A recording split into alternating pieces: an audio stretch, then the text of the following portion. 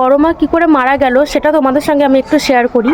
সেটা হচ্ছে সকালবেলায় মানে আমি এমনিতেই একটু দেরি করে ঘুম থেকে উঠি। শীতকাল বলো গরমকাল বলো যাই বলো, আমি একটু ঘুমাতে ভালোবাসি, তো আমি একটু দেরি করে ঘুম থেকে উঠি। তো 9টা সাড়ে 9টার সময় আমি আর কি ঘুম থেকে উঠি। তো সেই সময় আমি ঘুম থেকে উঠেছি। আর তারই আগে মানে ওই বড়মারই একটা মেয়ে এখানে থাকে, তো সেই দিদাই বড়মা দেখাশোনা করতো।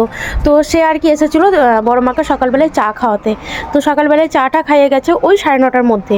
বড়মা চাটা খাইয়ে দিয়ে 9:30টার মধ্যে চলে গেছে। তারপরে যে যার মতো কাজে বেরিয়ে গেছে, মানে দাদু মাসিরা সবাই যে যার মতো কাজে বেরিয়ে গেছে। আর আমি 9:30টার সময় ঘুম থেকে উঠেছি। আর আমার সাথে সেদিন ছিল আমার বোন, মানে আমার মাসির মেয়ে, যে সবসময় মানে যাকে তোমরা সবসময় আমার ভিডিওতে দেখতে পাও। তো সে ছিল আমার সাথে। তো কেবলই আমরা ঘুম থেকে উঠে প্রত্যেকদিন ছাদে আসি, যে ছাদে ব্রাশ ট্রাশ করি, ওই জন্য আর কি। শীতকাল যেহেতু রোদের মধ্যে বসতে বেশ ভালো লাগে। তো সেদিনও ব্যতিক্রম না, ছাদে আসলাম, এসে ব্রাশ ট্রাশ করলাম।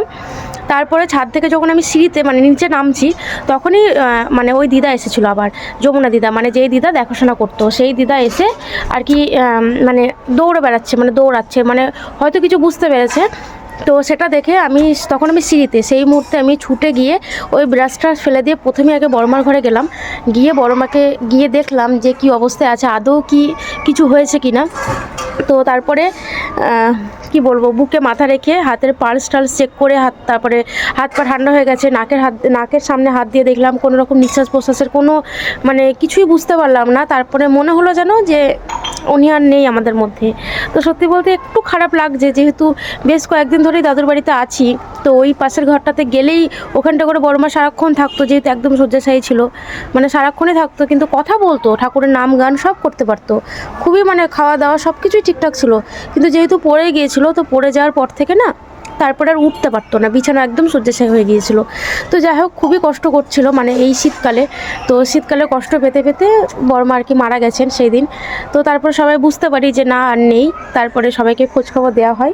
তারপরে এসে সবাই আর কি চেক টেক করে, তারপরে দেখে যে সত্যি আর উনি আমাদের মধ্যে নেই। তো যাই হোক, এটাই তোমাদের সঙ্গে একটু শেয়ার করলাম যে আমি এই প্রথমবার এরকম একটা মানুষকে দেখলাম, মানে মানে কি বলবো, যে কিছুক্ষণ আগে আমাদের মধ্যে ছিল আর কিছুক্ষণ পরে মানে 9:30টার সময় আমাদের মধ্যে ছিল।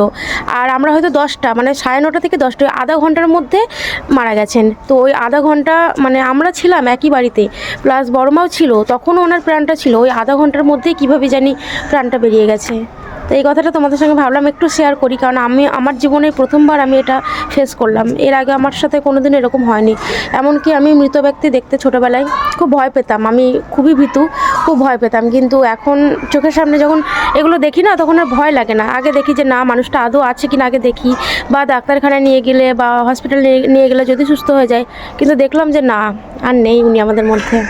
তো একটু তো খারাপ লাগছে, কি করার।